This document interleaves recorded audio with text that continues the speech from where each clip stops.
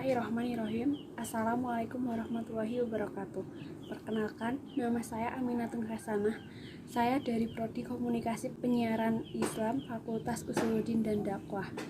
Saya di sini akan menyampaikan materi podcast ilmu dakwah yang disampaikan oleh Bapak Abraham Zaki. Yang pertama, definisi dakwah.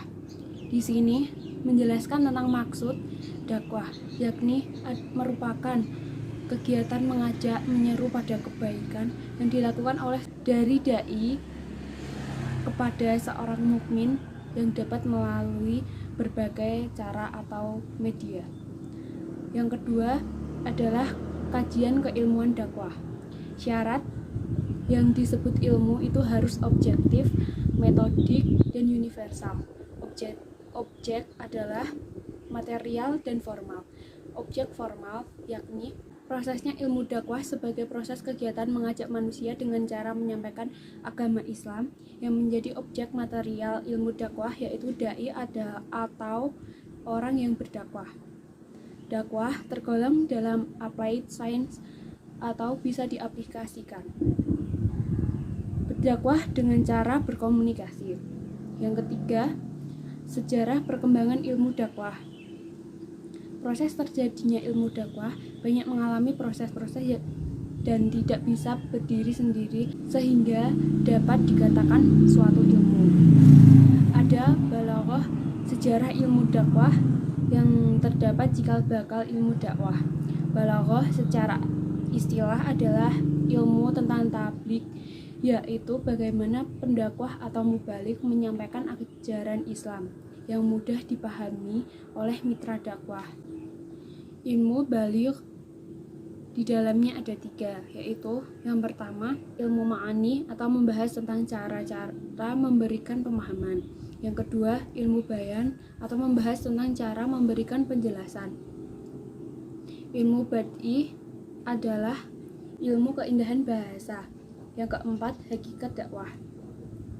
Ada 3 judul yang akan dibahas, yaitu sifat-sifat dasar dakwah yakni persuasif atau mengajak yang diberikan kepada pemeluk agama Islam. Selanjutnya, anamneis atau mengembalikan fitrah. Prabawa psikotropik atau sadar, rasional atau masuk akal. Yang kelima, fikih dakwah. Di sini membahas tentang hukum dakwah. Yang keenam, prinsip-prinsip dakwah.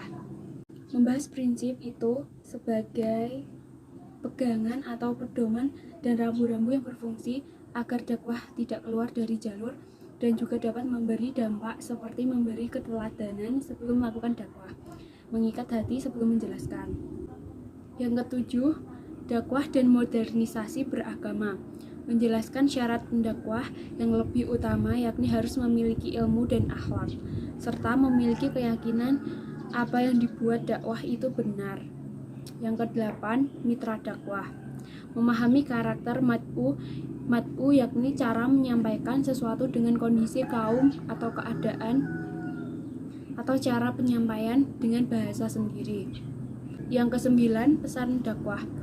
Menjelaskan sumber pesan dakwah dan cara menyampaikan pesan dakwah secara rasional, sistematis, dan dengan cara yang baik dan menguasai materi.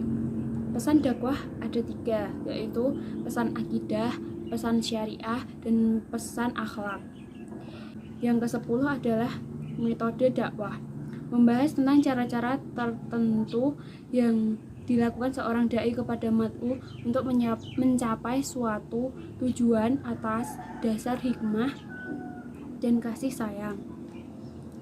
Dakwah bil hikmah, ma'izan hasanah, dakwah bil lisan. Yang ke-11, efek dakwah.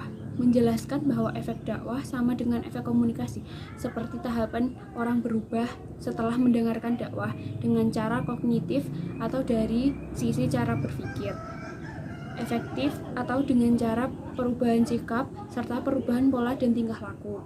Pendakwah juga memiliki peran dalam pemberdayaan ekonomi atau pemberdayaan masyarakat. Sekian rangkuman materi dari podcast saya sampaikan. Apabila ada kesalahan, saya mohon maaf. Assalamualaikum warahmatullahi wabarakatuh.